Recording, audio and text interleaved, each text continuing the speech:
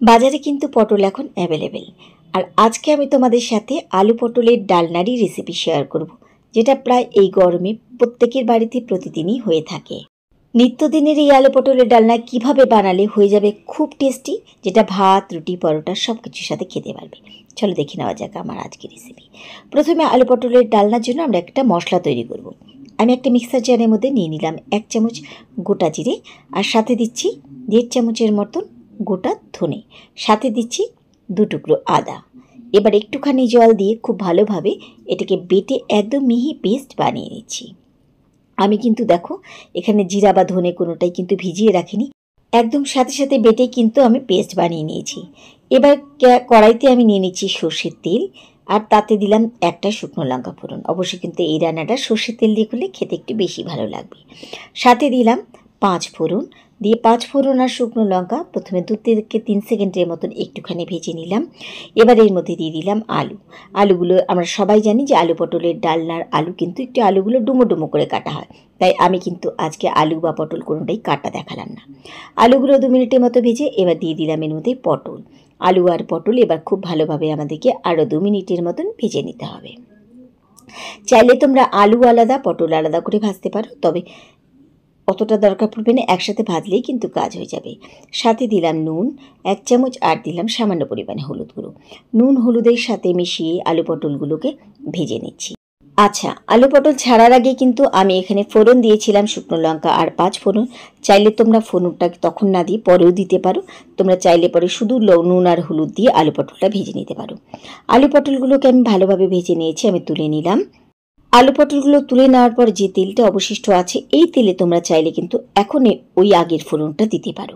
দিয়ে দিলাম এর মধ্যে একটা বড় সাইজের টমেটো বাটা, আর যে মশলাটা বানিয়ে রেখেছিলাম সেই মশলাটা এর মধ্যে দিয়ে দিলাম। দেখো শিলপাটাতে যে মশলাটা আমরা বানাবো সেই মশলাটা কিন্তু আমি খুব সহজে মিক্সার জারে বানিয়ে নিলাম। দিয়ে দিলাম লঙ্কার গুঁড়ো 1/2 চামচ, দিলাম হলুদ গুঁড়ো, দিলাম স্বাদ মতো নুন, আর দিলাম সামান্য পরিমাণে চিনি। যেহেতু এটা নিরামিষ রান্না হলেও কিন্তু একটু স্পাইসি হবে। খুব ভালোভাবে এবার কষাতে হবে। যেহেতু এখানে আমরা গোটা জিরে দিয়েছি, জিরের কিন্তু একটা গন্ধ আছে উগ্র, তাই যতক্ষণ ওই গন্ধটা না চলে যাচ্ছে আর টমেটোর গন্ধটা না চলে যাচ্ছে, ততক্ষণ কিন্তু খুব ভালোভাবে আমরা এখানে কষিয়ে নিব। তো কষাতে কষাতে দেখো পুরো কিন্তু শুকনো হয়ে গেছে। তেলটা কে কতটা পছন্দ করো সে বুঝে তেলের পরিমাণটা এখানে তোমরা বাড়িয়ে কমিয়ে নিতে পারো, অসুবিধে কিছু নেই। যদি মনে করো কম তেলে করবে কম তেলে করতে পারো। খুব ভালোভাবে কিন্তু আমি আর একটু জল দিয়ে এখানে কষিয়ে নিয়েছি। এবার এর মধ্যে দিয়ে দিলাম আগে থেকে ভেজে রাখা আলু আর পটল। আলু পটল আমরা খুব ভালোভাবে ভেজেছি, মশলাটাকেও খুব ভালোভাবে কষিয়ে নিয়েছি, তাই এখন কিন্তু শুধু মাখিয়ে নিতে হবে। এখন কিন্তু কোনো রকমের আলু পটলের সাথে কষানোর আর দরকার নেই, শুধু ভালোভাবে কিন্তু মশলার সাথে আলু পটল একটুখানি মাখিয়ে নিতে হবে। তো মাখানো হয়ে গেছে আমার। এবার আমি এর মধ্যে দিয়ে দিচ্ছি জল। জলের পরিমাণটা কিন্তু একটু বুঝে দিতে হবে, কারণ আলুগুলো আর পটলগুলোকে ভালোভাবে কিন্তু আমাদের সেদ্ধ হতে হবে। তাই যতটুকু জল দিয়েছি তাতে মনে হচ্ছে কম হবে, তাই আমি আর একটুখানি জলের মধ্যে অ্যাড করে দিচ্ছি।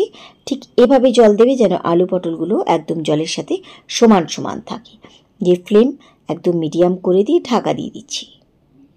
ফিরে আসলাম কিছুক্ষণ পর। এর মধ্যে কিন্তু বাড়তি জলটুকু টেনে গেছে।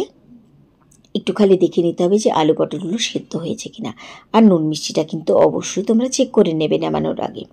নামিয়ে নেব তার আগে দিয়ে দিলাম এর মধ্যে গরম মশলার গুঁড়ো, আর দিয়ে দিলাম 1 চামচ ঘি। ব্যাস তৈরি হয়ে গেল দুর্দান্ত স্বাদের আমাদের আলু পটলের ডালনা।